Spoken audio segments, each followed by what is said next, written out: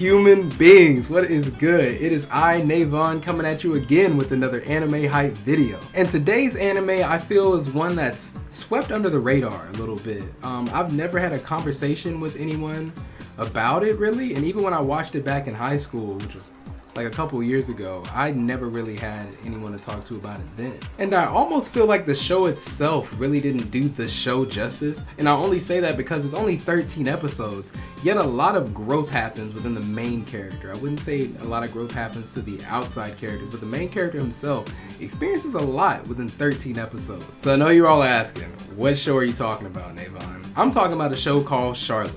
For all you hardcore weebs out there already like, oh, I've heard of Charlotte, can't believe that's what you're talking about. Whatever. Still watch this anyway, okay? Maybe this will refresh your memory, because I think this show is kind of dope for it to be 13 episodes. So let's dive on in, and here's why. So the plot of this one is based around superpowers. So we have our protagonist here who is able to take over people's bodies, but he's very irresponsible with the power. Like, he kind of does what you think any teenage boy would do in that situation, to where he's taking over girls' bodies and looking under their clothes. He's messing with people who annoys him and taking over their bodies and having them punch each other. So he's not using his power in a responsible way. There's even a moment in the show to where he's looking at the smart people in class and taking over their bodies to get high scores on his test. So now he's going to like this private school that's prestigious and girls love him. Everybody loves him. And this is where it kind of gets crazy because he uses his power in the most nefarious way possible. So his crush, who's like the head of the class, she's not liking anybody, not even him at this moment, right? So he decides, what if I save her life? Well, how does he do that? This man decides to possess a guy driving a truck to drive it directly into her, to then where he can get back in his body in time to jump and save her. But the truck crashes into like a brick wall. Like, this man could have died. Like, he quite literally could have died. And he like goes to check and see if he lived. He's like, okay, good. You know, for the better good. And he gets the girl. I mean, if you want to call that getting the girl, he gets the girl. But like, at what cost? Like, that's insane. So now what ends up happening is some people get wind of this, but it's not anybody that goes to his school. So the student council president ends up coming up to him and saying, hey, I'm gonna need you to take this test that you took because you got a perfect score, so get it again. And if you get it again, we'll let you go. But otherwise, we think something's up with you. So he gets kind of mad. So he's sitting there taking the test, and he possesses the councilman's body, and he sees that he's looking at some sauce. We'll just say that he's looking at some sauce, and, you know, he rips it up while he's possessing his body, and then boom, he's caught, you know, and now he's on video in 4K, and he ends up having to transfer schools. So he transfers schools, and he has to bring his sister along because he's her caretaker, and she makes him these like cute little omelets and stuff every morning, but that's besides the point, because now what is he going to do at this new school? Well, it turns out that the students here in the student council are a detective agency. Well, not necessarily a detective agency, but they're looking for other kids with powers to make sure that scientists and stuff don't experiment on them, and they want to bring the kids there to this school. So they're just going all around Japan, just finding these kids and bringing them back. So that's pretty much the basis of the plot for the first few episodes. And now I know you're wondering, you know, where does the change happen? You know, how does this kid who's possessing people's bodies to look under skirts and cheat on tests turn into this guy right here who's blowing away bullets, turning guns into gold, freezing stuff?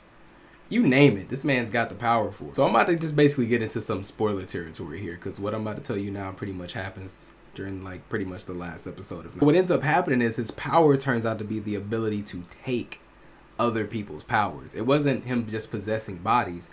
If he possesses somebody with a power, he takes that power back to his main body. This leads to him going on this manhunt all around the world, gathering these powers. And the more he gathers the powers, you know, the more he loses his sanity. The more he forgets his friends and his teachers and his sister.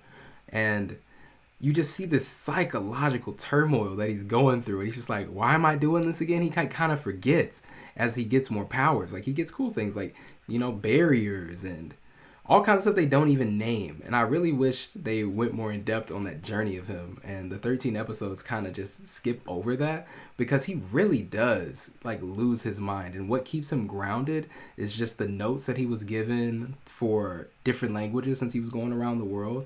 This girl gave him this nice little cutesy little thing of notes for him to look at so he could, you know, have conversations with people and help him locate stuff. But yeah, it's really tragic just to see him just go down this rabbit hole of just loneliness and neglect. And well, I wouldn't say neglect, but it's only he's shouldering all of this and he has no help with it. He's all on his own. And to be someone who was just so selfish in the beginning and, you know, just very immature, he had to grow up really fast. And he didn't want to make this decision.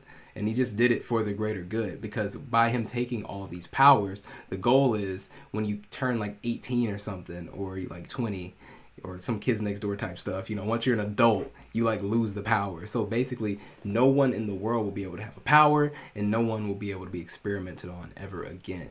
So this pretty much covers the general plot line for Charlotte. And I most definitely think anybody, if you're watching this video, please watch it, because I think it's phenomenal for something that's just 13 episodes. It's very fun. It's not going to be like the GOAT or greatest of all time, but they're not trying to do that. It's just a very cool story about this kid who has this power and how he's very selfish in the beginning and does the most selfless thing of all in the end. So check it out, please. With that being said, guys, this is actually going to bring this video to a close. I wanted to release something short and sweet before the holidays began, because I'm going to be pretty busy coming up, so I probably won't have time to do any videos. So I hope you all liked that, and if you did, please like and subscribe, share it with your friends who might be interested. I hope you all have a great holidays, or wherever you're celebrating it, you know, with your loved ones, family, whoever it may be. So that being said, I'm signing out. Y'all be well.